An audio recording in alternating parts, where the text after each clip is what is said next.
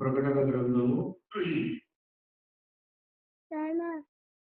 3వ అధ్యాయం.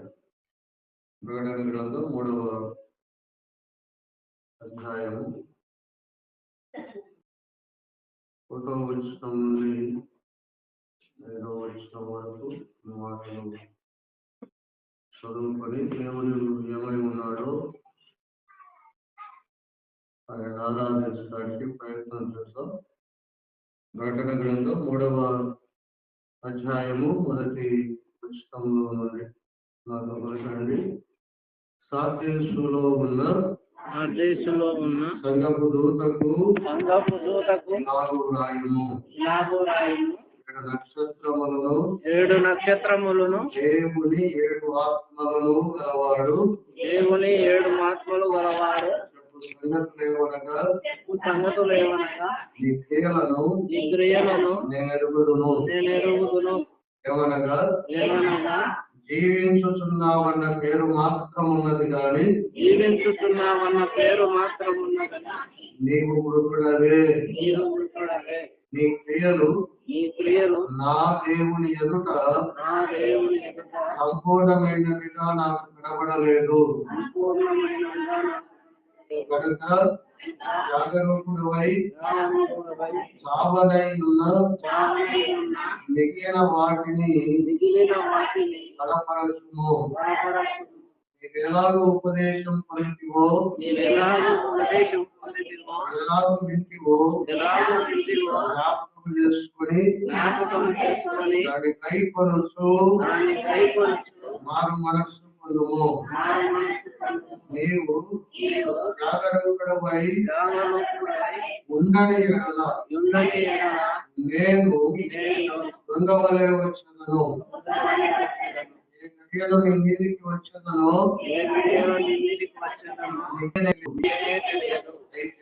అయితే తమ వస్త్రములను అపవిత్రపరచుకొనని కొందరు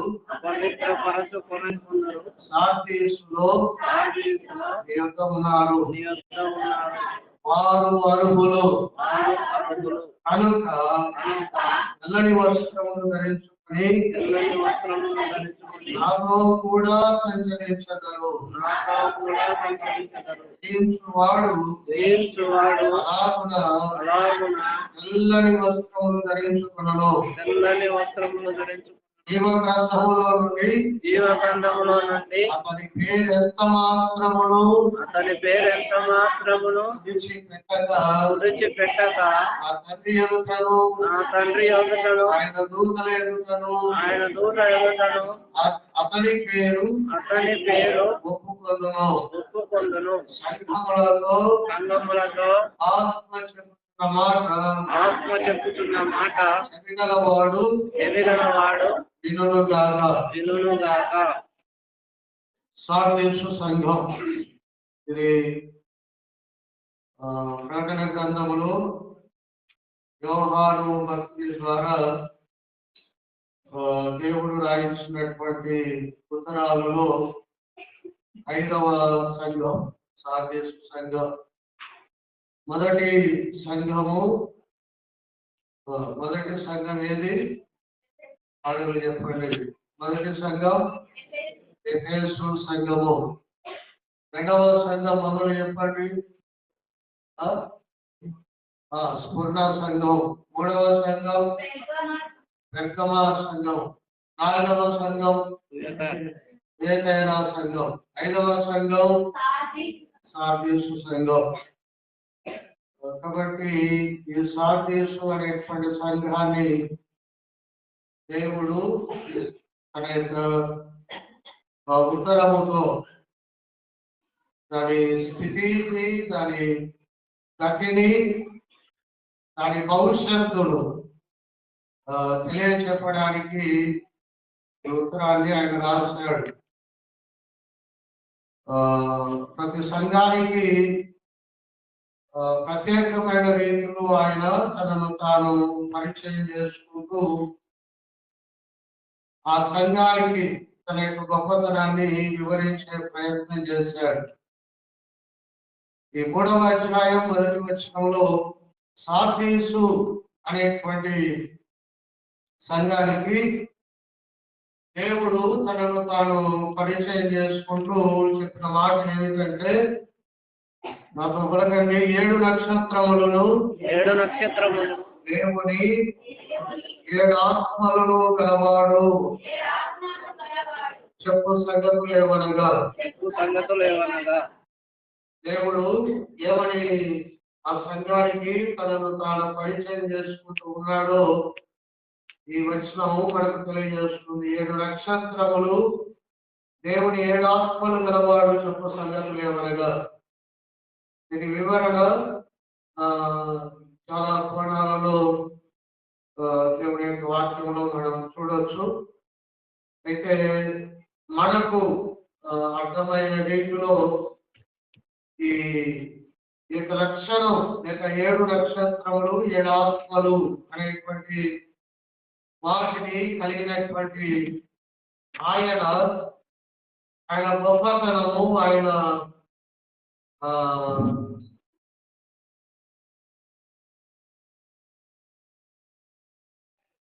లక్షణము ఒక మాట ఇక్కడ నేను మీకు జ్ఞాపకం చేస్తాను. నిజంగా పరిస్థితిని బట్టి అదేమిటంటే, పరిపూర్ణుడైన దేవుడు ఆయన ఎవరు? పరిపూర్ణుడైన దేవుడు. బైబుల్లో 7 అనేటువంటి మాట పదే పదే కనపడుతుంది.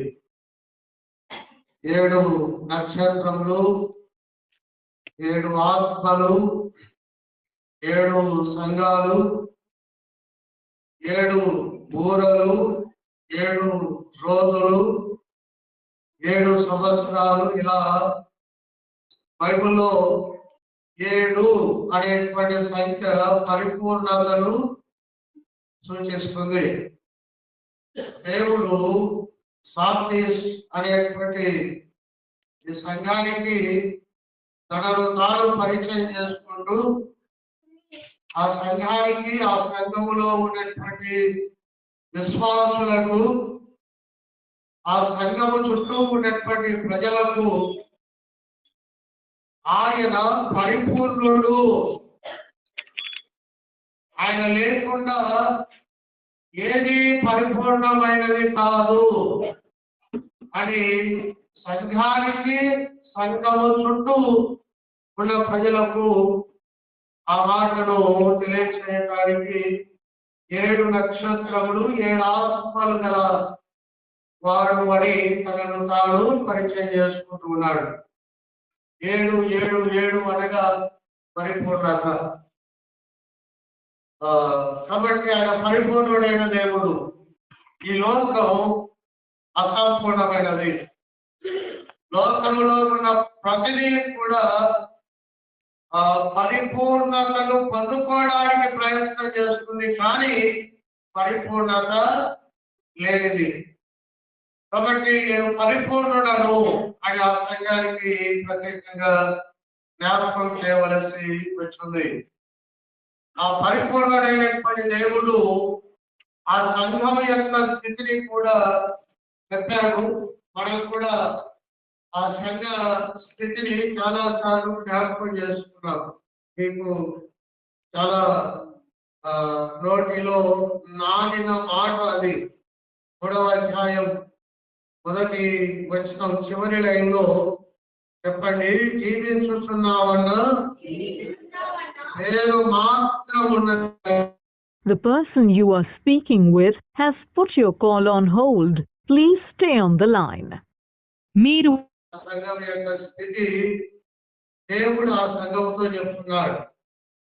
సంఘము అనగా దానికి కలిగినటువంటి అర్థాలలో ఒక అర్థం ఏమిటంటే, యేసు రక్తముతో కడబడినది అని అర్థం. చాలా అర్థాలు ఉన్నాయి సంఘానికి. లోకంలో నుండి ప్రత్యేకించబడినది. అలాగే సంఘానికి మరొక అర్థం ఏమిటంటే, యేసు రక్తముతో కొనబడినది. కాబట్టి తన రక్తంతో కొనబడిన తన సంఘమును కూర్చి ఆ ప్రభువు చెప్తున్నటువంటి మాట ఏమిటంటే, ఎఫెసు ఒక మాట చెప్పాడు, స్ఫుటంలో ఒక మాట చెప్పాడు, గర్గమతో ఒక మాట చెప్పాడు, దేశయ సంఘంతో ఒక మాట చెప్పాడు. కానీ సార్దీసు సంఘంతో చెబుతున్న మాట పై సంఘాలతో చెబుతున్న మాటకు చాలా వ్యత్యాసంగా ఉంది. ఆ మాట తీవ్రమైనటువంటి మాటగా ఉంది. మిగిలిన సంఘాలతో ఇది పొందవా అది పొందవా అని అనుకుంటూ వచ్చాడు. కానీ ఈ సార్దీసు సంఘముతో ఏకంగా ఒక మాట చెప్పాడు. ఏమన్నాడు అంటే, జీవించుతున్నామన్న పేరు మాత్రం ఉన్నది కానీ నీవు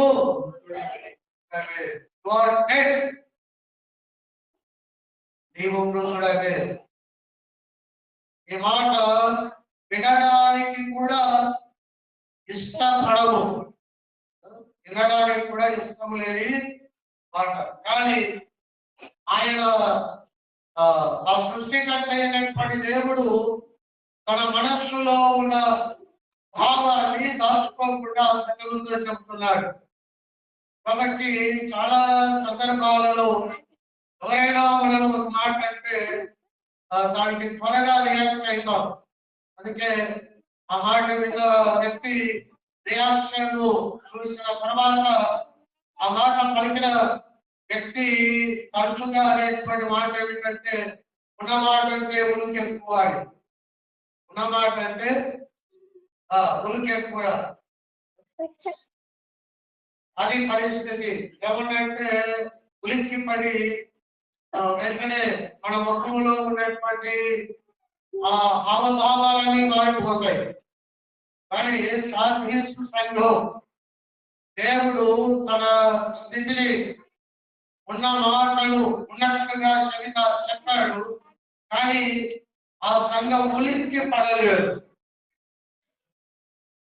ఉన్న మాట అంటే ఉలిక్కి పడ్డాడు అంటే వినవాడికి ఇంకా ప్రాణం ఉంది అని అర్థం. వినవాడికి ఇంకా ఈ బుర్ర పనిచేస్తుంది అని అర్థం. నువ్వు అన్నమాట విన్నటువంటి వ్యక్తి హృదయంలో, ఆయన శరీరంలో రక్తం ప్రవహిస్తుంది అని అర్థం.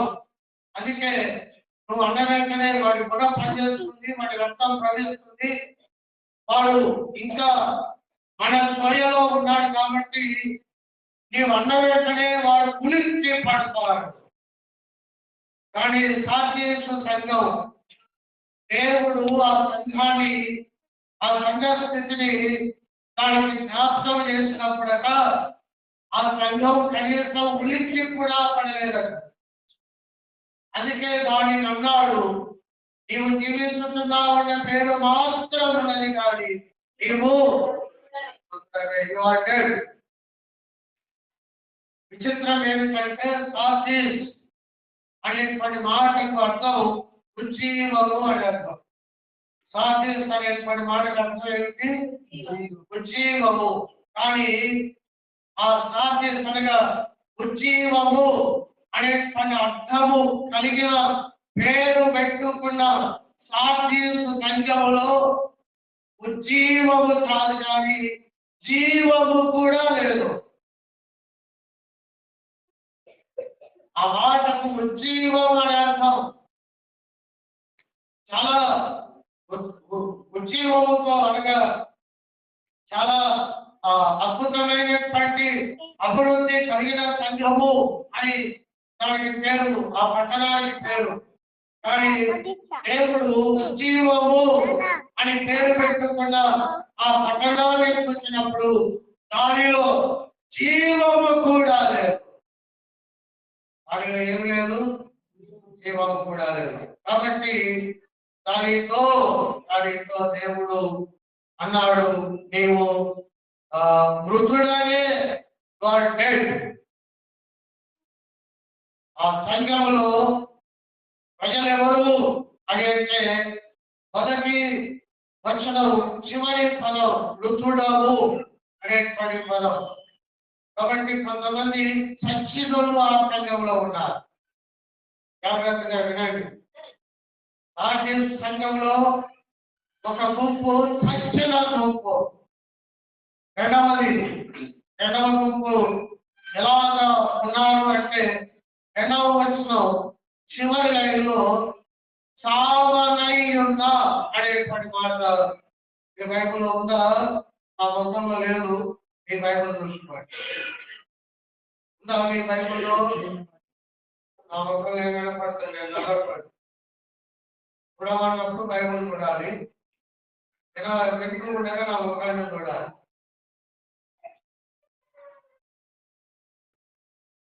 రెండవది ఆ సంఘంలో ఎవరున్నారు అంటే సావనై ఉన్నవారు, చచ్చిన వారు ఉన్నారు, సావనై ఉన్నవారు అంటే ఇది గ్యారెంటీ లేదు. ఐసీయూలో ఉన్నారు. వాళ్ళు ఎప్పుడు చదువుతారో తెలియదు. వాళ్ళు ఎప్పుడు వారి యాత్రను ముగిస్తారో తెలియదు.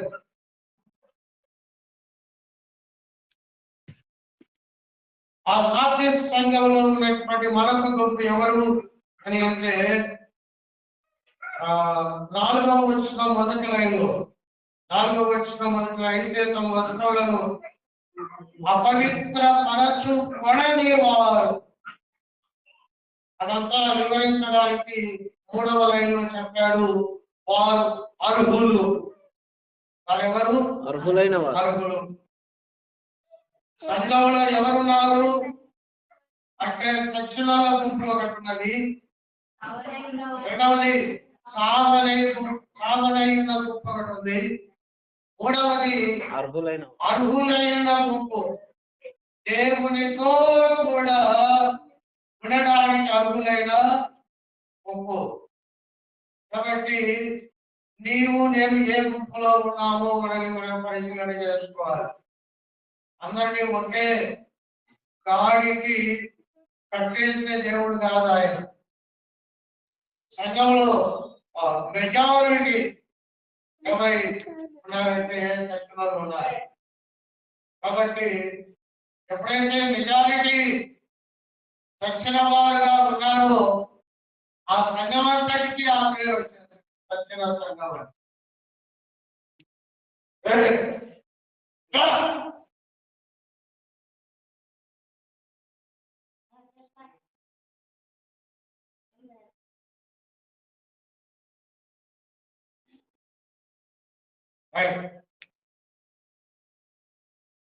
చచ్చిన గుంపు ఒకటి ఉంది, సావనై ఉన్న గుంపు ఒకటి ఉంది, అర్హులైనటువంటి వారు ఒకరు ఉన్నారు. మొత్తానికి ఆ సంఘం తెచ్చుకునేటువంటి పేరు ఏమిటి అని అంటే నీవు వృద్ధుడనే అనేటువంటి మాట. కాబట్టి ప్రధాని వివరించడానికి వారు ఆ సంఘము, ఆ తర్వాత సంఘం చుట్టుపక్కల ఉండేటువంటి వారు వృద్ధులేమో కానీ దేవుడు పరిపూర్ణుడు. దేవుడు ఎవరు? పరిపూర్ణుడు. ఆయన 7 నక్షత్రములు, దేవుని 7 ఆత్మలు కలిగిన పరిపూర్ణుడు. కొన్ని మాటలు సాధిస్తూ రేపటి పట్టణాన్ని గురించి చెప్పి ఆ తర్వాత ఆయన శక్తిని గురించి నేను మీకు జ్ఞాపకం చేస్తాను. సాధించు అనేటువంటి ఆ సంఘం ఎప్పుడూ కూడా నేను పరిపూర్ణత పొందుకున్న స్థితిలో ఉన్నాను అని ఆ పట్టణం పదే పదే గర్వపడేటువంటి పట్టణం. కారణం దానికి ఉన్నటువంటి వనరులను బట్టి ఆ పట్టణం అలాగా ప్రవర్తించింది. సాధిస్ అనేటువంటి ఆ ప్రాంతము లేక పట్టణము ఎటువంటి పట్టణము అంటే దానికి ఒక పేరు ఉంది. ఆ పేరు ఏమిటంటే దాన్ని ఏమన్నారంటే safest city on the earth అన్నారు. భూమి మీద ఉన్న పట్టణాలలో జిల్లా అత్యంత భద్రత కలిగినటువంటి పట్టణం చెప్పంగా బాబు అని ఈ భూమి మీద ఉన్నటువంటి అలాంటి జ్ఞానులను అడిగితే వారు చెప్పే పేర్లలో సాధిస్ అనేటువంటి పట్టణం ఒకటి నిలిచిపోయింది.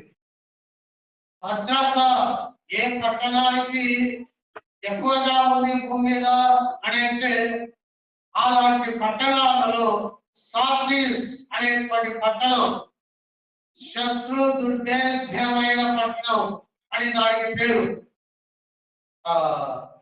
మనిషి జీవించాలి అంటే ఆ మనిషికి అవసరమైన దినుసులలో ఒక దినుసు లేక మొట్టమొదటి దినుసు ఏమిటంటే భద్రత అనేది ఆ మనిషికి జీవాన్ని ఇవ్వగలిగినటువంటి దినుసుగా ఉంటుంది.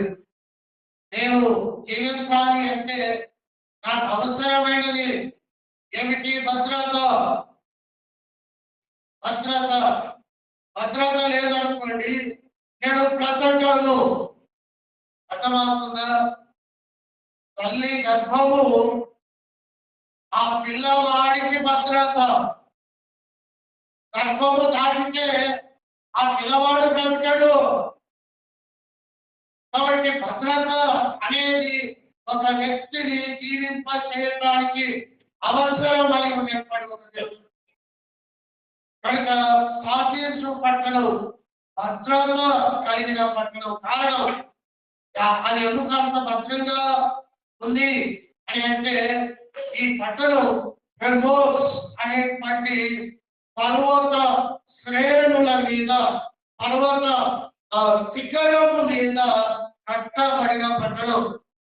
ఈ హెర్మోస్ అనేటువంటి పర్వతాలు భూమి నుండి 1700 అడుగుల ఎత్తులో ఉంటాయి. భూమి నుండి ఎంత ఎత్తులో ఉంటాయి? 1700 అడుగుల ఎత్తులో.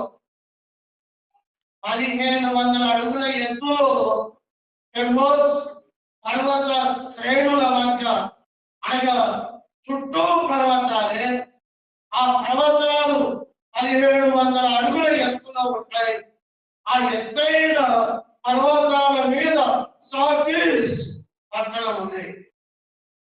ఎవరైనా ఆ పట్టణాన్ని జయించాలి అంటే మొదలు ఆ హెర్మోస్ పర్వత కింది ప్రాంతానికి రావాలి.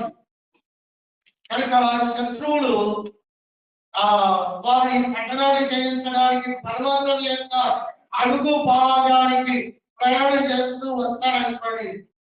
ఆల్రెడీ ఆ హెర్మోస్ పర్వతాల మీద ఆ పట్టణాన్ని కాపాడేటువంటి కావలి వారు చూస్తూ ఉంటారు. వారు శత్రువులు అని గమనించగానే ఆ పర్వతం కింద భాగాన ఉన్న మిలిటరీకి వర్తమానం వస్తుంది. ఈ కింద ఉన్నటువంటి మిలిటరీ వారు ఆ శత్రువులు ఈ ప్రాంతానికి కనుక ఆ పర్వతం యొక్క కింది భాగానికి చేరుకోకముందే చంపేస్తున్నారు. కాబట్టి ఆ పట్టణాన్ని ఎవరు చేయలేరు. అది భద్రత కలిగిన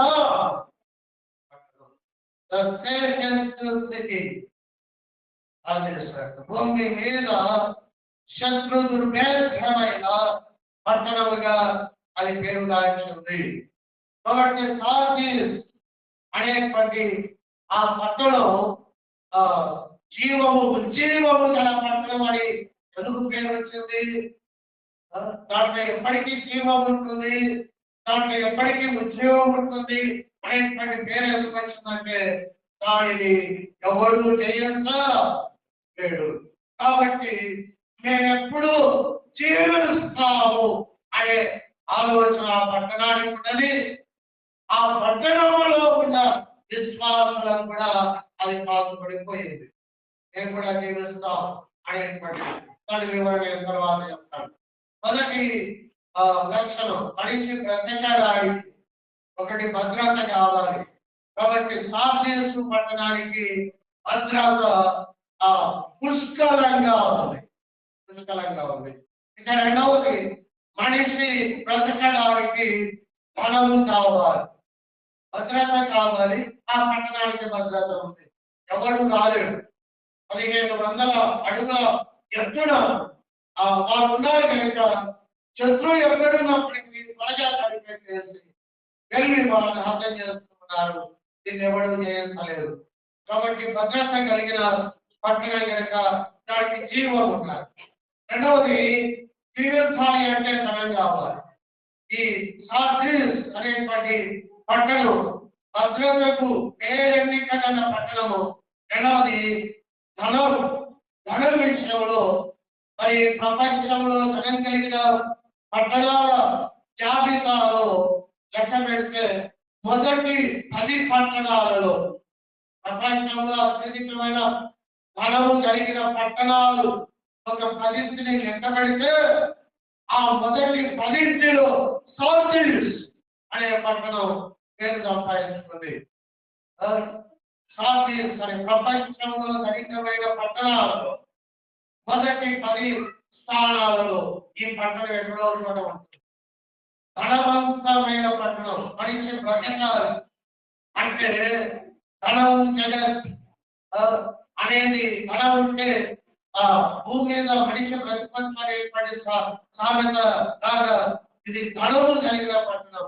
ఎలా ఆ పట్టణానికి అంత ధనం వచ్చింది అని అంటే ఈ పట్టణము మధ్యలో ఫ్యాక్టోరస్ అనేటువంటి నది ప్రవహిస్తుంది. మనకు పల్లపల్లి వాగు, గోదావరి ఏదో అని అంటాం కదా. అలాగే ఈ సార్డిస్ పట్టణము మధ్యలో ఫ్యాక్టోరస్ అనేటువంటి నది ప్రవహిస్తుంది. ఈ నది ప్రవాహము ఇసుకలో బంగారు పొడి దొరుకుతుంది. ఏమి దొరుకుతుంది? వార్తల్లో ఏమి చూసినా చూడకపోయినా బంగారు రేటు ఎమినేటి ప్రజలు చూస్తూ ఉన్నారు. అలా తప్పైపోయింది బంగారు కొనుక్కోకపోతే తప్పుడు. ఎన్ని కొనుక్కోకపోతే వాడుకుంటున్నారు. బంగారు పొడి ఎక్కడ దొరుకుతుందంటే సార్డిస్ పట్టణంలో మధ్యలో ప్రవేశిస్తున్నటువంటి ఫ్యాక్టోరస్ అనేటువంటి ఆ నది ఇసుకలో. అది ఒక విచిత్రమే. కాబట్టి బంగారు పొడి దొరికేటువంటి ప్రాంతం ధనవంతమైన ప్రాంతంగా మరి ఏమవుతుంది చెప్పండి? ఆ పట్టణం చరిత్ర రాసిన చరిత్రకారులు చెప్పారు.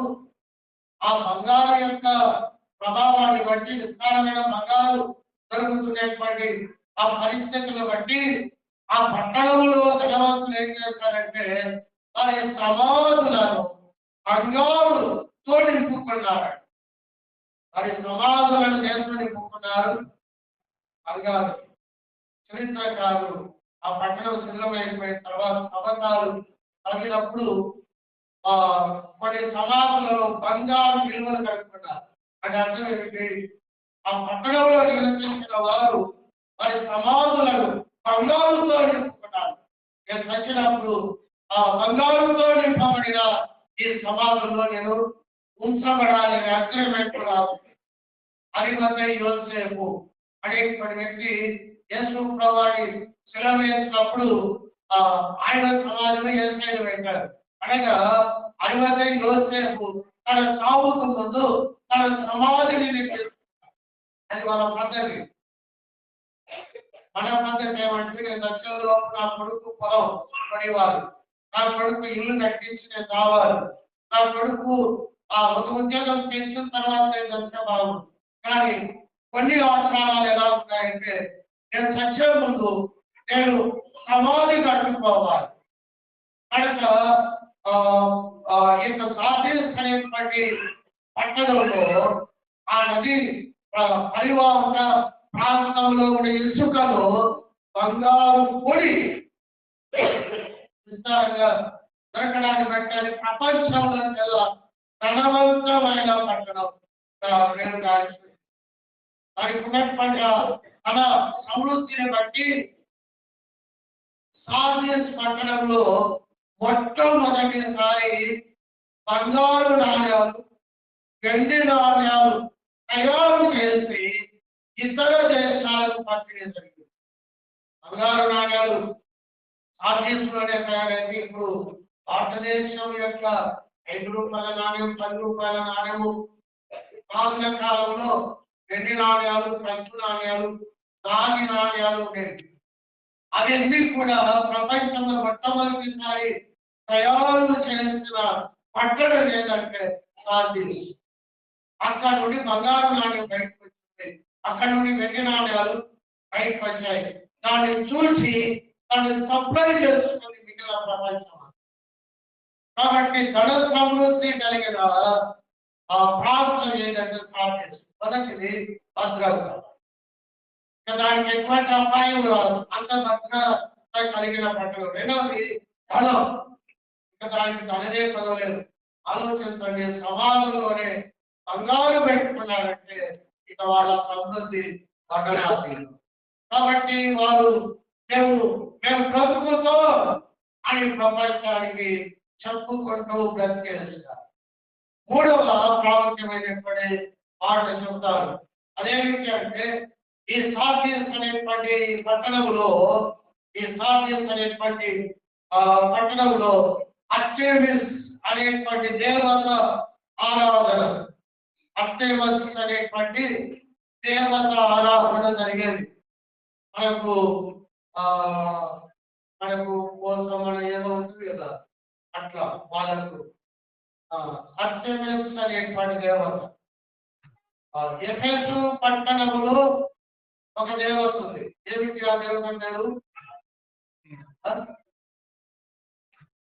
ఆర్తిమాదేవి అన్నాడు. చూడండి, అది ఎంత పేరు దాల్చిందో, అంటే అది ఎంత పేరు దాల్చిందో అపోస్తలుల అధ్యాయంలో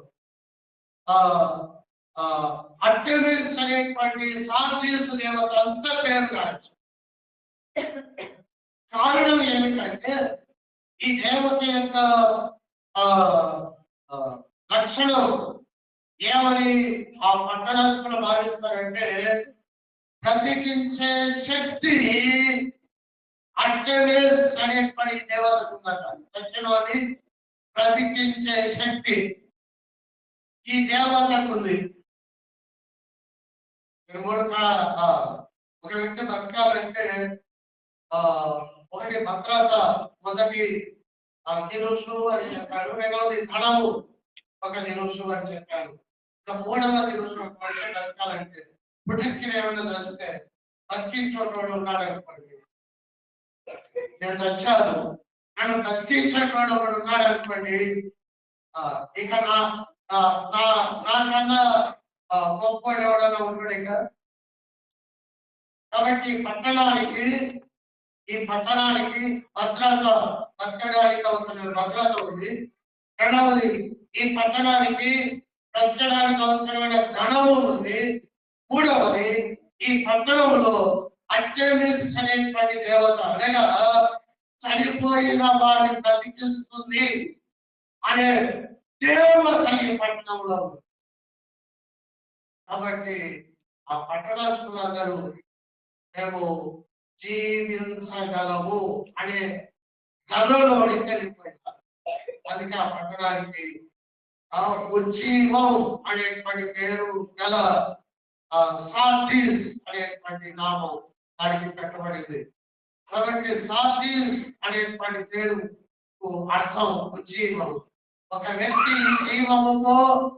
ఉజ్జీవముతో ఉండడానికి అవసరమైన భద్రత, రెండవది ధనము, తర్వాత మూడవది చనిపోతే బ్రతికించే మూడు ఈ పట్టణంలో ఉన్నాయి కనుక ఆ పట్టణం పడుతుంది. మేము జీవిస్తాం అని ఆ పట్టణం అడుగుతుంది. కానీ అది వాస్తవం కాదు. అది జీవించే పట్టణమే. ఆ పట్టణాలలో సమాధులు ఉండకూడదు కదా, కానీ ఆ పట్టణంలో కూడా ఏమున్నాయి? సమాధులు. కానీ వారి దేవతకు ఆ పేరు పెట్టుకున్నారు. ఆ పేరు ఏమిటంటే అర్టెమిస్ అనేటువంటి పేరు అది మమ్మల్ని బ్రతికిస్తుంది అనేటువంటి తెలుగు. కాబట్టి బ్రతకడానికి అవసరమైన వనరులు మాకున్నాయి. మేము బ్రతికేస్తాం అని, మేము జీవిస్తాం అని ఆ పట్టణం ప్రపంచానికి చెప్పుకుంటూ ఉన్నటువంటి పట్టణముకు, ఆ పట్టణములకు సువార్త, ఆ పట్టణంలో ఉన్నటువంటి వారు ఆ పట్టణం కలిగి ఉన్న భద్రత కాదు, ఆ పట్టణం యొక్క బలము మాకు పాపాన్ని చేసేలేదు, లేక పరలోకాన్ని చేర్చలేదు. ఆ పట్టణం యొక్క దేవత అది సచ్చిన దేవత, అది మమ్మల్ని ప్రతిష్ఠించలేదు అనే ఆలోచన దేవుని యొక్క వాక్యాన్ని బట్టి కలిగి కొంతమంది ఆ సార్దీస్ పట్టణంలో ఉన్నవారు పునరుత్థానుడైన యేసును నమ్ముకున్నారు. పునరుత్థానుడైన యేసును నమ్ముకొని వారు కూడా ఆ పట్టణంలోనే ఉంటూ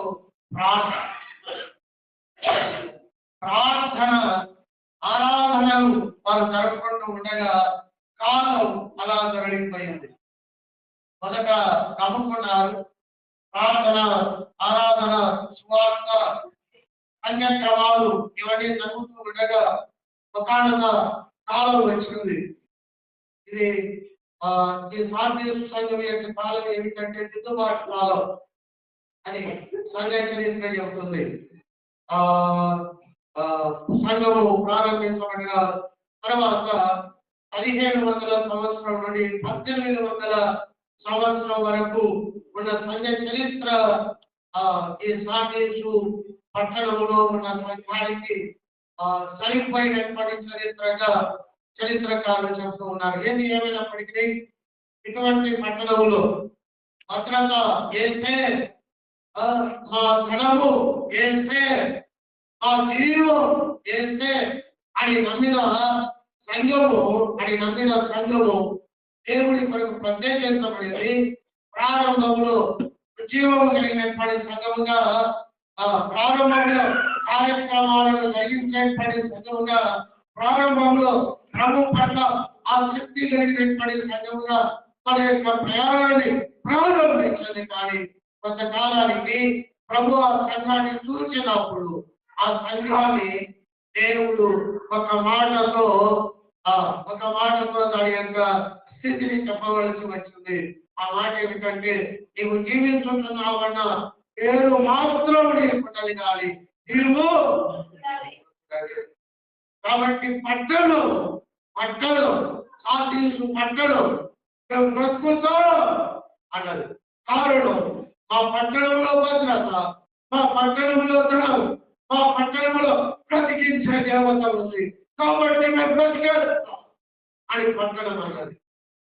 దేవుని సంఘం ఆ పట్టణంలోనే ప్రత్యేక జీవితం కొరకు దేశము తీసుకొని నిలబడిన దేవుని సంఘం కూడా ఏమనుకుంటూ వచ్చిందంటే, మేము బ్రతుకుతాం అని అనుకుంటూ వచ్చింది. కానీ అది చచ్చింది అని దాని కొరకు రక్తము కాల్చిన యేసే చచ్చి ఉన్నావు, నీవు మృతుడవు అని యేసే చెప్పాడు. ఇదేమిటి? అన్ని వదిలించగా వీళ్ళు సంఘంలోనికి వచ్చింది. ఆ పట్టణానికి భద్రత ఇచ్చేది భద్రత కాదు, యేసే ఆ భద్రత ఈ సంఘం ప్రత్యేకించుకుంది కదా. ఆ పట్టణం యొక్క ధనము నిజ ధనము కాదు, యేసే నా ధనమని ఈ సంఘం ప్రత్యేకించుకుంది కదా. ఆ పట్టణంలో ఉండే దేవత ప్రతికించడు, యేసే ప్రతికిస్తాడని ఈ పట్టణం ప్రత్యేకించబడింది కదా, ఈ సంఘం ప్రత్యేకించబడింది కదా. మరి ఈ సంఘం ఎలా సాక్షింది, ఎలా సాక్షింది? ఈరోజు సంఘం ఎలా సాక్షి? నువ్వు అనుకుంటున్నావు నేను బ్రతికానని, నువ్వు సచ్చి చాలా రోజులేదు. సంఘం సచ్చి చాలా రోజులు. ఎలా అంటే ఒక 3 మాటలు చెప్తాను. మనం సత్యామో బ్రతికామో దేవుని యొక్క వాక్యము లో 3 మాటలు చెప్తాను. మనిషి బ్రతకడానికి 3 కారణాలు. ఆ 3 సాధించుకున్నాయి.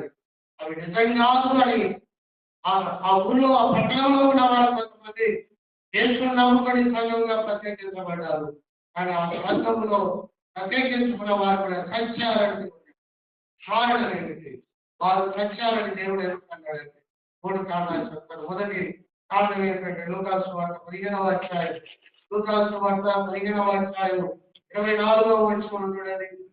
లూకాసు వార్త 15వ అధ్యాయం 24వ వచనం. ఈ నా కుమారుడు చనిపోయి ఈ నా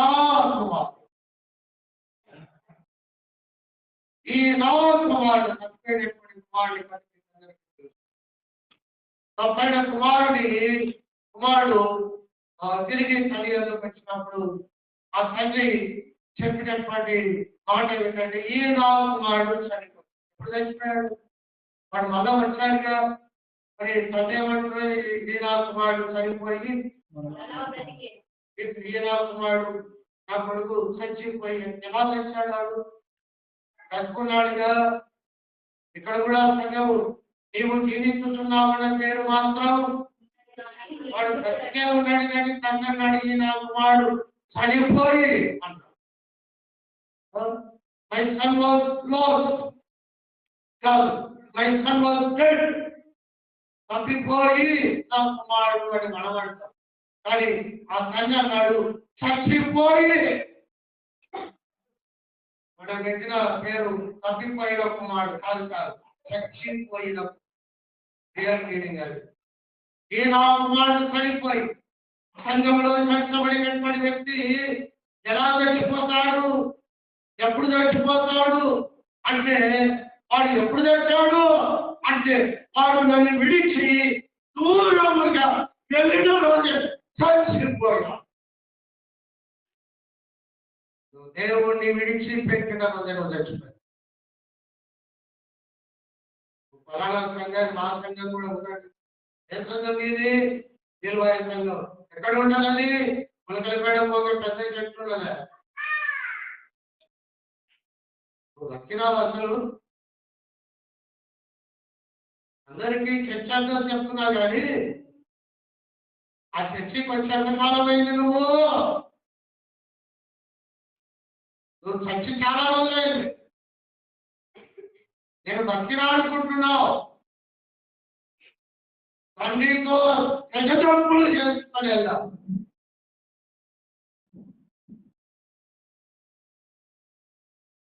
తండ్రి యొక్క ఆస్తిపాస్తులన్నీ మూటలు కట్టుకొని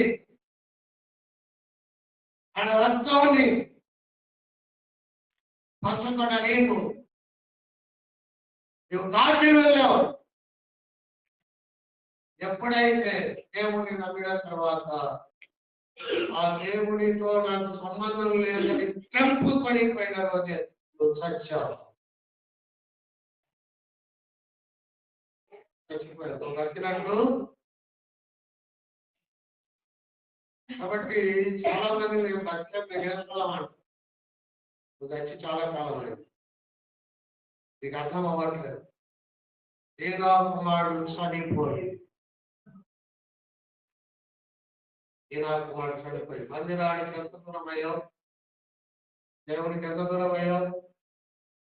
దేవుడి మాట్లాడితే లెక్కాల్సమా ఉందా? ఏమన్నా ఆదివారం అంటే స్వయం ఉందా నీకు? నేను బతికినాను ఎట్లా అంటావు? నేను బతికినాను అని ఎలా అంటావు? దేవుడు సూటిగా చెప్తున్నారు. ఏం చూస్తున్నామన్నా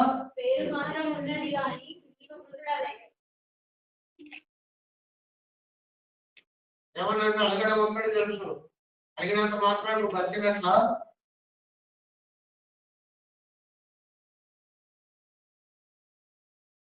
ఈ నా కుమారుడు చనిపోయాడు. కాబట్టి సాధ్యేసు సంఘం ఏసేనాథనం ఏసేనను ప్రత్యేక వారిని ఆ పట్టణంలో ప్రత్యేక చేసుకుని ఎట్లా చేస్తుంది? యేసుతో తెగదెంపలు చేసుకుంటారు. వాళ్ళు లోకంలో కలిసిపోయారు. అన్నావా? వీళ్ళ బతుకులు ఎట్లా ఉంటాయంటే అన్ని బాప్తిసం పొందిన వాడు బస్ నేను నమ్మినాను, బాప్తిసం తీసుకున్నాను. ఇక చర్చతో పని లేదు, వాక్యంతో పని లేదు, ఆరాధనతో పని లేదు, ప్రార్థనతో పని లేదు. నాకు ఇష్టమైతే పోతా, కష్టమైతే పోను.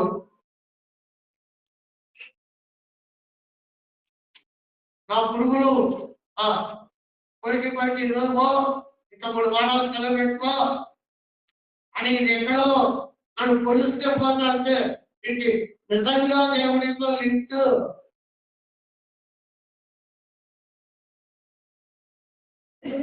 తెల్లవారు వేస్తాడే నీ మైండ్కు నీ చేతికి ఒక లింక్ వస్తుంది.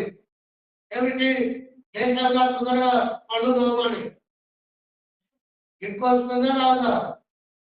వచ్చిన వెంటనే వద్దనుకున్నా ఎన్ని పనులు చేసుకుంటూ ఉన్నా నోట్ల పథకాలు వేసుకుని మిగిలిన పనులు కూడా చేస్తాం.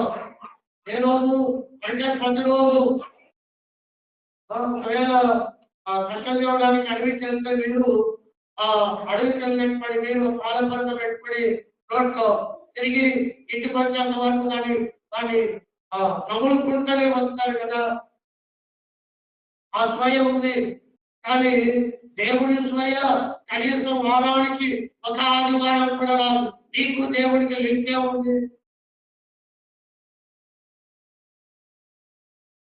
క్షమించండి, ఆదివారం మీ సెల్లులో తప్పు కాదు, నేను అంతే చెప్తున్నాను.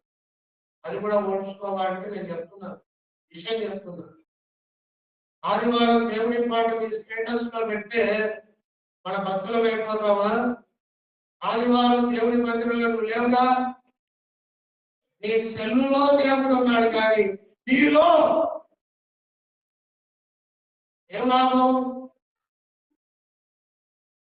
బాధపడవద్దు. సత్యం, ఈ నా కుమారుడు ఎప్పుడు చంపాడంటే నా ఆస్తి ఇమ్మడి చెప్పినప్పుడే వాడు చేస్తాడు. వాడు దూరదేశానికి వెళ్ళిపోయాడు.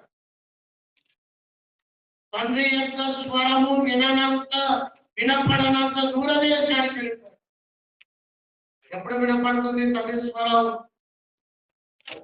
ఇక్కడ ఏదైనా కార్యక్రమం పెట్టుకున్నప్పుడు అప్పుడు వినిపించుకోవాలి. అప్పుడు ఏం చేయాలి? మేము కూడా వేసుకోవాలని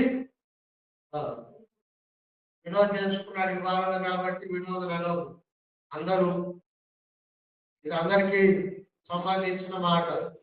ఏ వినోదు నువ్వు అనుకునే మన నా మీద తెలంగాణ అయితే నేను ఎట్టుకోలేడు, ఇంట్లో కూర్చొని ఏడుస్తాను. నాకు వచ్చింది అదొకటే. ఏమిటి అదేనా? ఏముంది క్రైస్తవం ఇంకో మాట. కాబట్టి సంజయ్ ఎప్పుడు తెచ్చింది అంటే తండ్రికి దూరమైనప్పుడు ఈ నా కుమారుడు. కాబట్టి సంబంధం తెలుసుకుంటాం. లోకము అంటుంది వీళ్ళు వేసుకోవాలి, వాళ్ళకి అర్థం కాదు. నమ్మి బాప్తిసం పొంది నమ్మి బాప్తిసం పొందిన వాడు రక్షింపబడు. అదొక్క వాక్యం నువ్వు గట్టిగా పట్టుకున్నావు. నేను రక్షింపబడ్డాడు దేవుడు చెప్తాను. నువ్వు రక్షి చాలా రోజులు. రెండవ సావు యాకోబు పత్రిక 2వ అధ్యాయం. యాకోబు రాసిన పత్రిక 2వ అధ్యాయం 26వ వచనం. యాకోబు రాసిన పత్రిక 2వ అధ్యాయము 26వ వచనం.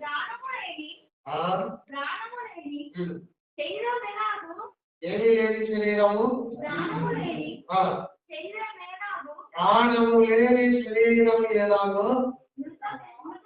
ఎలాగో మృగం అంటే ప్రాణము లేని శరీరాన్ని ఎదురుగా చచ్చిన శరీరం అంటాము. అలాగే నువ్వు ఎప్పుడు చచ్చావు? నేను ఎలా చచ్చిపోయానంటే ఒకటి దేవుణ్ణి వదిలేసి ఇక లోకమంతా తిరిగి దోస్తులందరితో ఉండివి లోక వ్యాపకాన్ని చేసుకున్నాడు. నాడేరా చేసుకన్నా మనకు వాడే ముఖ్యం. లోకమే నన్ను బతికిస్తా ఉంది, మరొకటి నన్ను పోషిస్తా ఉన్నాయి. ఆశ్రయంలోనే విశ్వాసం అక్కడే ఉన్నాడు. అలా చచ్చిపోయాం. ఇక రెండవ మాట ఏమిటి? రెండవ విధానంలో సంఘం ఎలా చనిపోయింది? ప్రాణము లేని శరీరం ఎలాగో మృతము, ప్రాణము లేని శరీరము ప్రాణము లేని శరీరము ఎలాగూ మృతము, అలాగే క్రియలు లేని విశ్వాసము మృతం. మనం చచ్చిపోయాము అని మనకు అర్థం కావడానికి రెండవ సూత్రం ఏంటంటే ఇదే. నమ్మిన వ్యక్తి చచ్చినాడు అని ఎలా చెప్పబడుతుంది అంటే క్రియలు లేదు. యేసును నమ్మావు, కానీ నమ్మిన యేసుకు సంబంధించిన క్రియలు చెప్పి నా నోరు పోయింది. విని మీ చెవులు కూడా గడలు పడ్డాయి. ఇక ఈసారి అందాక ఏం చెప్పారు మాకు చెప్పి నా నోరు పోయింది.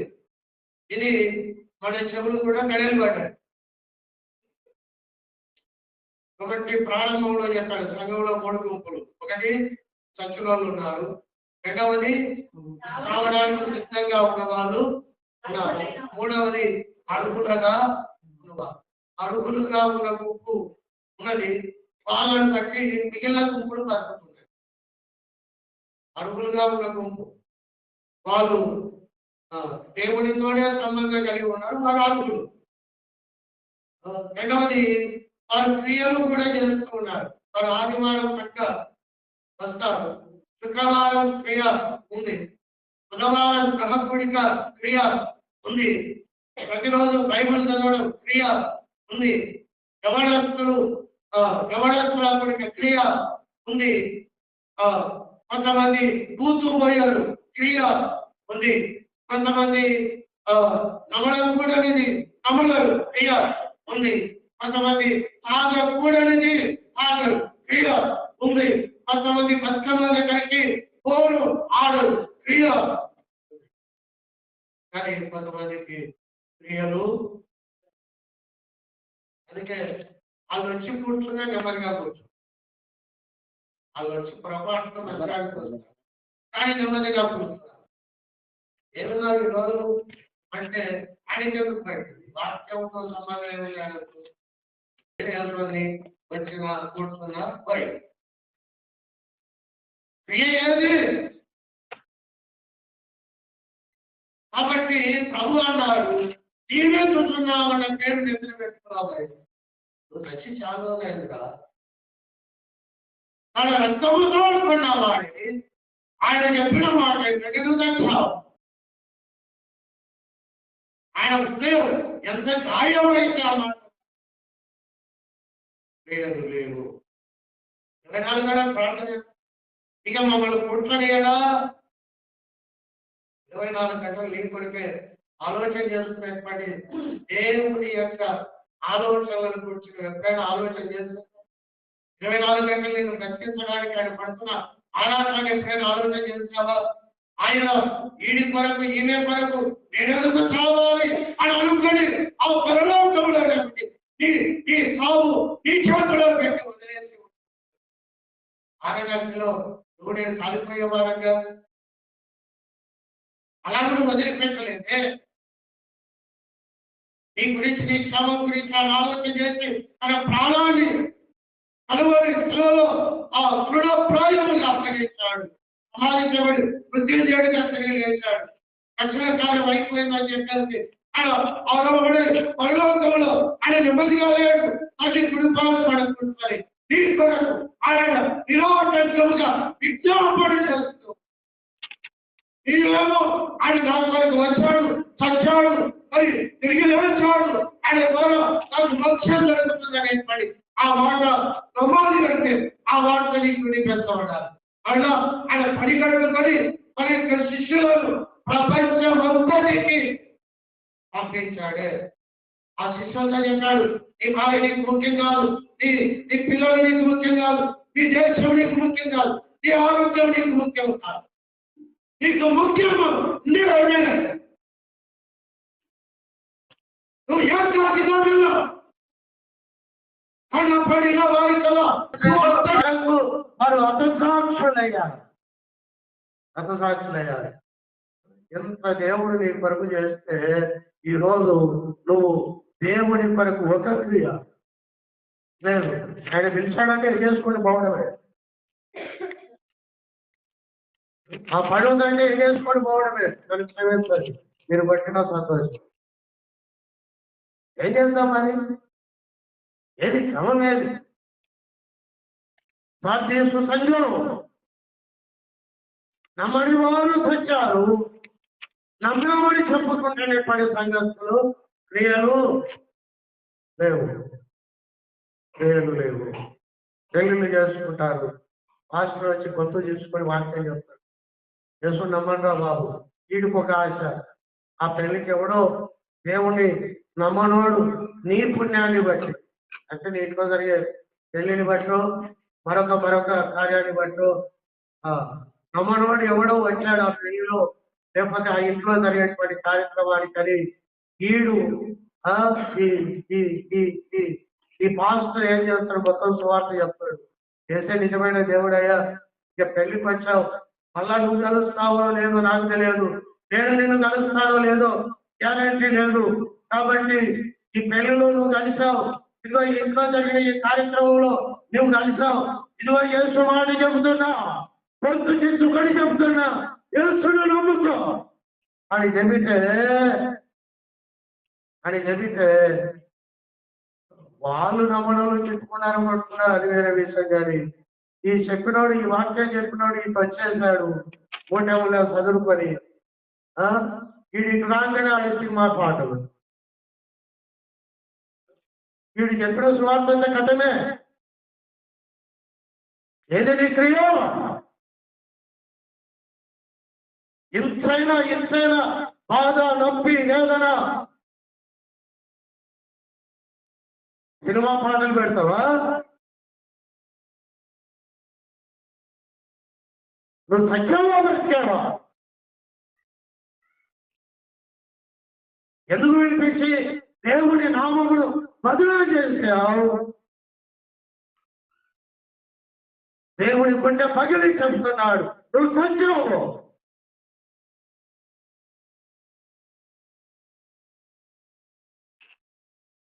ఆ సువార్త గాలి పెట్టుకుని పైన వాడు అనుకున్నాడు, వాళ్ళు చెప్పేది చెప్తాడు.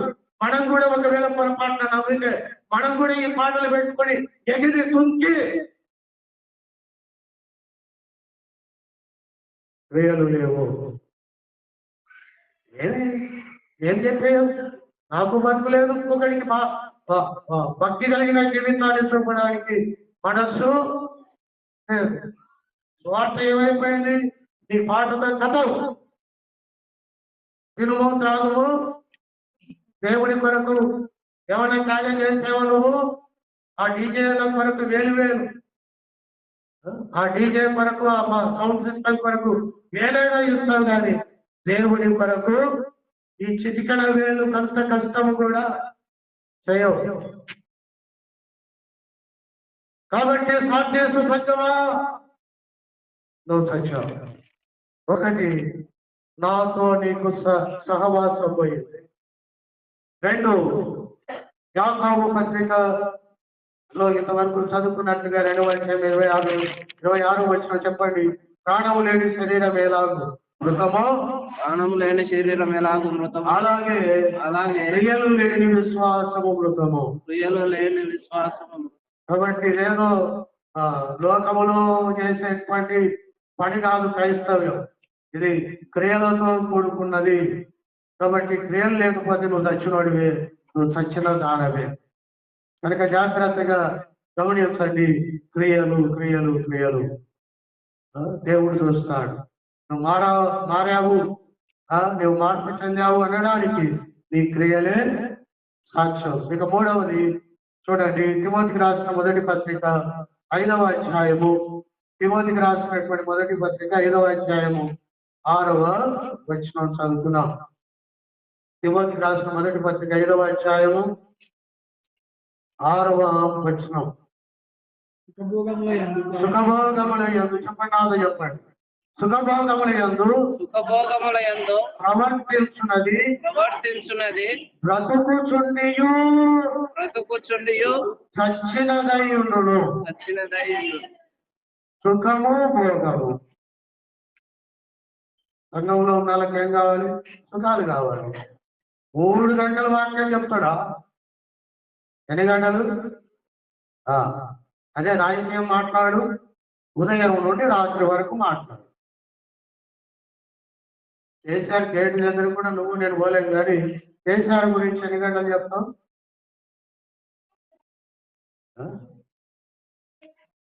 అర్థం అవుతుందా? దాంట్లో సుఖం ఉన్నది, దాంట్లో భోగం ఉన్నది. క్రైస్తవ్యం ఏం చేసింది? ఇప్పుడు సుఖాలకు భోగాలకు అలవాటు పడ్డాం. మేము కూడా సుఖపడాలి. సుఖానికి భోగానికి చాలా లింక్. చాలా మంది ఇప్పుడు యేసు నువ్వు ఎందుకు నమ్ముకుంటాడో పడడానికే నమ్ముకుంటాడు. అనారోగ్యం కావాలి, ఆరోగ్యం కావాలి, ఉద్యోగాలు కావాలి, పిల్లలు కావాలి. పరలోకం వరకు సుఖాన్ని వదులుకున్న శిష్యులు ఉన్నారు, కానీ ఇప్పుడు ఈ లోకం పరలోకం సంగతి అదే. ఈ లోకంలో దేవుని నమ్ముకొని సుఖపడాలను. కానీ యేసుక్రీస్తు ప్రభు చెప్పారు యోహాను సువార్త 16:33 లోకంలో మీకు శ్రమ, సుఖం కాదు శ్రమ. కానీ సంఘం ఈ లోకంలో సుఖానికి అలవాటు పడ్డాం. రైతునికి మేము దేవుని నమ్మి ఎంత సుఖపడుతున్నామో చూడండి అని చూపించే ప్రయత్నం సంఘం చేస్తుంది. దేవుని కొరకు కష్టపడడం సంఘంలో కనబడడం.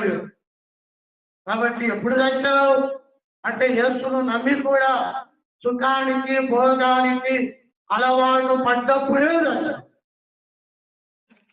ఆదివారం ఇంట్లో ఆరాంగా కాలు మీద కాలు వేసుకొని సుఖంగా పడుకుంటాడు. ఆదివారం వచ్చారుగా, ఈ ఆదివారం పోతే ఏమైతే సుఖం అంటే అదేదో పెద్దదే అని కాదు. దేవునికి ఇవ్వవలసినటువంటి సమయం ఇవ్వకుండా దానిని నీ శరీరం యొక్క ఆనందము కొరకు ఉపయోగించే ప్రతిదీ సుఖపడడమే. ప్రార్థన చేయకపోవడం సుఖమే. సుఖానికి అలవాటు పడ్డావు కాబట్టి ప్రార్థన చేయవు.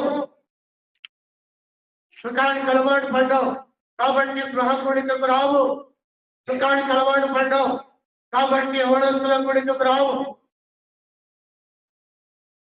సుఖానికి అలవాటు పడ్డావు. దేవుని నమ్మేసరికి సుఖం జీవితం పాడైపోయింది.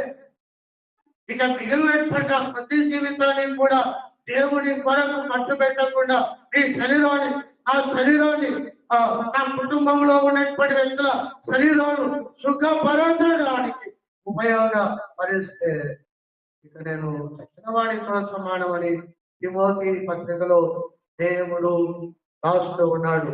కాబట్టి తిమోతి రాసిన మొదటి పత్రిక 5వ అధ్యాయము 6వ వచనం నాకు చెప్పండి. సుఖభోగములందు ప్రవర్తించున్నది బ్రతుకుచుండియు చచ్చినదయ్యుండును.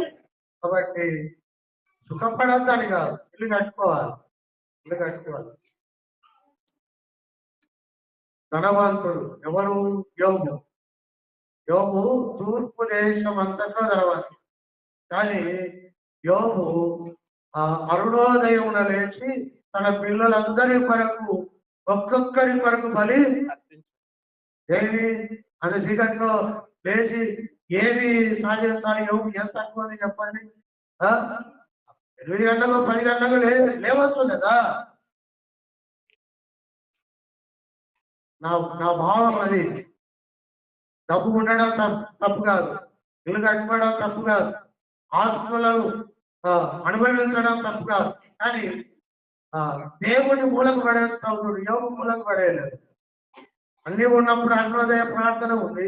అన్ని పోయిన తర్వాత యోగు అన్నాడు యెహోవా ఇచ్చను తీసుకున్నాను. అప్పుడు కూడా స్తుతి ఉంది. మన జీవితంలో ఏది లేదు కదా, ప్రార్థన లేదు, స్తుతి ఆరాధన చేద్దాం తలలు పోతానంటే ఇక అయిపోయింది మొత్తం గంట సేపు కూర్చొని నువ్వుగా వాక్యం ఇవి వెంటనే తల వంచండి ఆరాధన చేద్దాం అంటే చాలా కళ మూసుకున్నాడు, పక్కన కళ మూసుకున్నాడు కాబట్టి టక్కున లేచి వెళ్ళిపోతాడే. ఏం మనకు దేవుడికి వెళ్ళిపో ఆయనకు మనకి ఏం సంబంధం అండి? వచ్చామా వచ్చాం, తిన్నావా తిన్నాం, అయిపోయింది గంట అయిపోయింది అక్కడ నీ నోరు ఎట్లా రాదు. భక్తులు స్థుతిస్తా ఉంటారు కదా, వారితో నీవు ఏకీభవించి అవునయ్యో అవును అనడానికి కూడా ఇష్టపడినంత విశ్వాసమైపోయాడు. ఎలా బతికామని దేవుడు అంటాడు, నేను ఎలా బతికానని దేవుడు సుఖానికి అలవాటు పడు. కాబట్టి సాధ్యసు సంఘం ఉజ్జీవము అనే పేరు కలిగిన సంఘం దేవుడితో ఎవరు పెంచుకుంటుంది? సచ్చిన సంఘం ఆవడమే. అంటే ఒకటి దేవుడికి దూరమై సచ్చింది, రెండు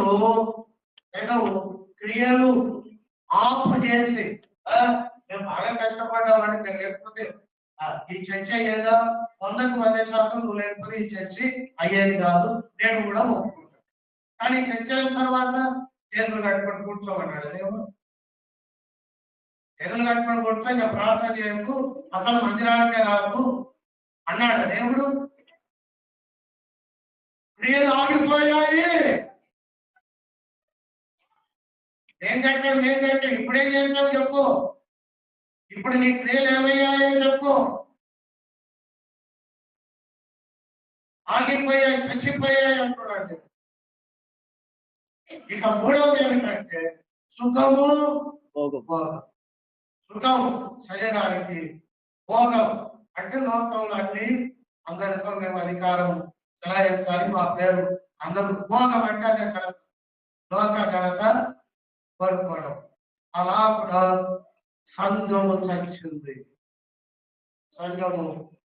అయితే దేవుడు అంటున్నాడు, నేను ప్రతికించగలను, నేనేం చేయగలను. అందుకే ఆయన ఆ దేవాది దేవుడు ఎవరు అంటే పరిపూర్ణుడైన 7 నక్షత్రములు 7 ఆత్మలు. కాబట్టి ఇంకా సమయం లేదు, మీరు చేస్తున్నారు. 7 ఆత్మలు అంటే పరిపూర్ణమైన ఆత్మ అని అర్థం. 7 ఆత్మలు అంటే దేవునికి 7 ఆత్మలు ఉన్నాయి అని కాదు, దేవునికి 7 ఆత్మలు ఉన్నాయి అని కాదు. 7 ఆత్మలు గలవాడు అంటే ఆత్మకు ఉండవలసిన 7 లక్షణాలు ఆయన ఆత్మకు ఉన్నాయని అర్థం. కాబట్టి యెషయా గ్రంథం 11వ అధ్యాయం 2వ వచనం తర్వాత మీరు చదువుకోండి. ఆత్మకు ఉండవలసిన 7 లక్షణాలు అక్కడ రాయబడి ఉంటాయి. కనుక ఆ 7 ఆత్మలు కలిగిన పరిపూర్ణుడైనటువంటి దేవుడు ఏమంటాడంటే నేను నిన్ను బ్రతికించగలను. దేవుని ఆత్మ లక్షణములు ఒక లక్షణం ఏంటంటే, ఒకటి అది నీకు జీవాన్ని ఇస్తుంది. దేవుని ఆత్మ ఏమిస్తుంది? జీవమును ఇస్తుంది. ఎహెజ్కేలు గ్రంథం 37వ అధ్యాయము ఏంటి? ఎహెజ్కేలు గ్రంథం 37వ అధ్యాయములో ఆ మాట 37వ అధ్యాయం 2వ వచనం 37వ అధ్యాయం 2వ వచనం ఎముకల రేఖములు ఆ లోయలో నిలబడారు. అవి కేవలం ఏమైపోయినది? ఎండిపోయినాయి ఎముకలవి. కాబట్టి సంఘం కూడా ఎండిపోయింది, సత్యంది ఏమీ లేదు. కాబట్టి 9వ వచనం అప్పుడు ఆయన నరపుత్రుడా జీవాత్మ వచ్చినట్లు ప్రవచించి ఇక్కడము ప్రభువు యెహోవా శ్రమిస్తున్నదేమనగా జీవాత్మ నలుదిక్కుల నుండి వచ్చి అసలైన వీళ్ళు బ్రతుకున్నట్లు వారి మీద ఊపిరి విడుము. ఆయన నాకు ఆజ్ఞాపించినట్లు నేను ప్రవచింపగా జీవాత్మ వారిలోనికి వచ్చారు. వారు సజీవులై లేచి లెక్కింపు కానీ మహాసైన్యం. కాబట్టి దేవుడి ఆత్మ బ్రతికించే ఆత్మ. దేవుడి ఆత్మ ఏం చేసే ఆత్మ? బ్రతికించే ఆత్మ. ఎముకలు కానీ ప్రవక్తకు ప్రవచనం వచ్చింది. ఆ ప్రవచనం వచ్చినప్పుడు ఆ ప్రవక్త ఎక్కాడు. ఆ ఎముకలతో ప్రవచింపగా దేవుడి యొక్క జీవాత్మ వచ్చింది.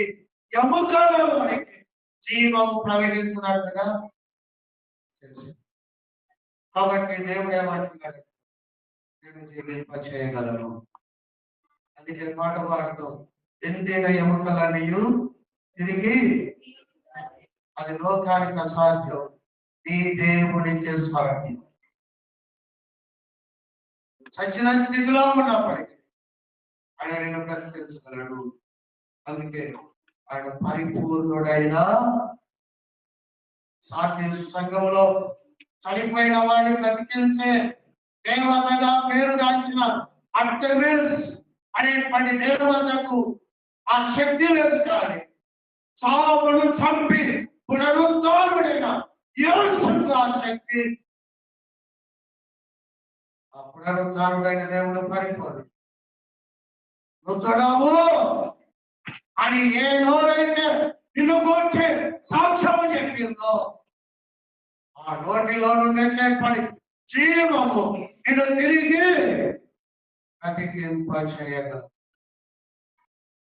నువ్వు నా పాపాన్ని క్షమించు అని ఒక మాట తెలియజేస్తాను. కాబట్టి నేను బ్రతికించగలిగిన కోల్పోయిన నీ సహవాసాన్ని నేను తిరిగి కట్టుకుంటాను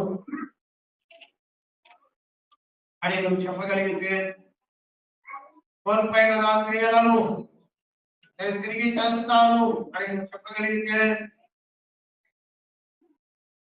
సుఖానికి అలవాటు పడినటువంటి నా సుఖాన్ని వదులుకొని యేసయ్యా నీ కొరకు కష్టపడతాను అని చెప్పగలిగితే ఆయన నిన్ను తిరిగి జీవింపజేస్తాడు.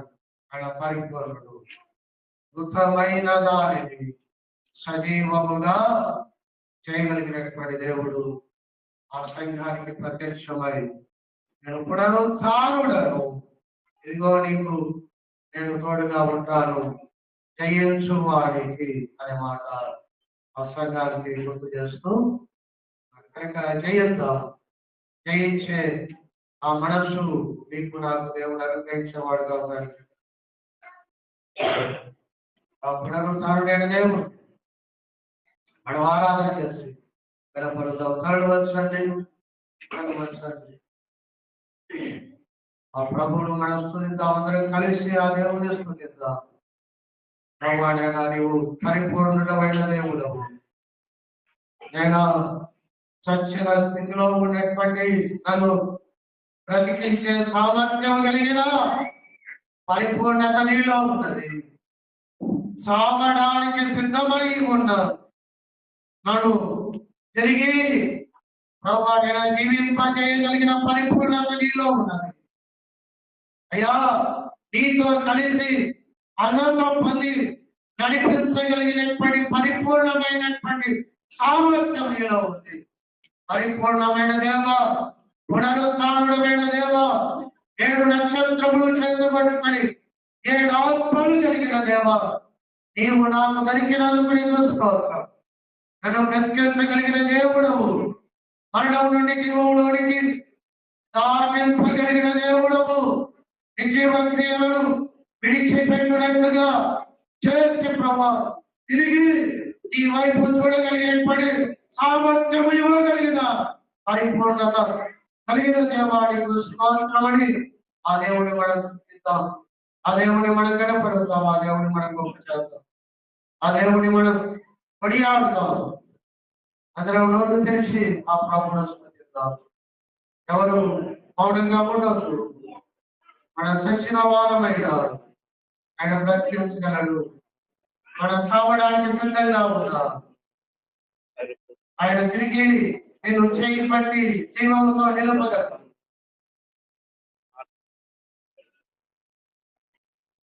ఆ సామర్థ్యం ఆయనకే ఉన్నది. ఆయన పునరుద్ధారుడు. నేను గెలిపించగలిగిన వాడు ఆయనే. నన్ను గెలిపించే దేవా, నన్ను నిలబెట్టే దేవా, నన్ను జీవింపజేసే దేవా, నన్ను పరలోకానికి నిలబెట్టేటువంటి అతిథికి యోగ్యురాలుగా మార్చగలిగిన దేవా, సామర్థ్యం కలిగిన దేవా, నీకు స్తోత్రం. అది లేకపోతే ప్రభావం లేకపోతే నేను ఆగమైపోతాను. నా స్థితిని నాకు చూపగలిగిన దేవానికి స్తోత్రం. నా చుట్టూ ఉన్న వారికి నన్ను చూసినప్పుడు మొహమాటము, కానీ మొహమాటం లేకుండా నా స్థితిని నాకు తెలియజేసిన దేవానికి, ఆ పరిస్థితి నాకు అర్థం చేసిన దేవానికి వందనాలు. నేను ఎక్కడ లేచి నిలబడాలో నన్ను చూపించాలి. నీకు వందనాలు. ఈ లోకంలో ఉన్న ఏది నన్ను బాగు చేయలేదని నాకు చూపించిన దేవానికి వందనాలు. నన్ను నీవనుకునేటువంటి స్థితిలోనికి, నీవనుకునేటువంటి స్థానంలోనికి చెందడానికి ప్రభువు నా కొరకు ప్రయాసం పడుతున్న దేవా నీకు స్తోత్రమని, నా కొరకు వాక్యం అందిస్తున్న దేవానికి స్తోత్రం.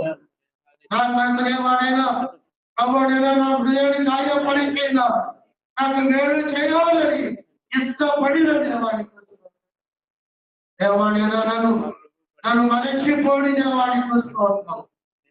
ప్రభువుడైనా నన్ను పదే పదే ప్రభుని ప్రేమ చేత వెంటాడుతున్న దేవా నీకు వందనాలు. శాశ్వతమైన ప్రేమతో ప్రభువుడైనా నాకు నిత్యమైనటువంటి ఆశీర్వాదాలు ప్రభువుడైనా అనుగ్రహింపచేయడం దేవా, ప్రయాసపడుతున్నటువంటి దేవా, దేవాడైనా నేను లేకుండా ప్రభువుడైనా నేను లేకుండా పరలోకము పరిపూర్ణము కాదని సచ్చిన నన్ను తిరిగి బ్రతికించాలని ఆశపడుతున్నా దేవానికి ఇక సందేహం కావాలి అని నన్ను విడిచిపెట్టాలి దేవా నీకు స్తోత్రం తెలుసుకున్నాను. ఆశపడుతున్నారు, ఆరాటపడుతున్నందుకు దేవా ఏమిచ్చి నీ రుణం తీసుకోగలను. నేను మా జీవితం పట్టింది ఎంత విస్తారమైనటువంటి ప్రేమ, ఎంత విస్తారమైనటువంటి కణికలం, ఎంత విస్తారమైన కృప ఎవరు చూపించలేదు. కానీ ఇదే మా పక్షాన చూపిస్తూ ఉన్నది. ఏది ప్రేమే కనుక ఇవాళ ఇంత నికుటమైన ప్రేమ చూపించిన నీకు ప్రభా ఏమిచ్చినా నీవు అనుగ్రహించిన రక్షణ పాత్రలు చేతపడి అందరికీ కొద్ది పాటిస్తుంది ఆరాధన నజరేయుడైన యేసునామమున మమ్మల్ని సమర్పించి ఆరాధిస్తున్నాము తండ్రి.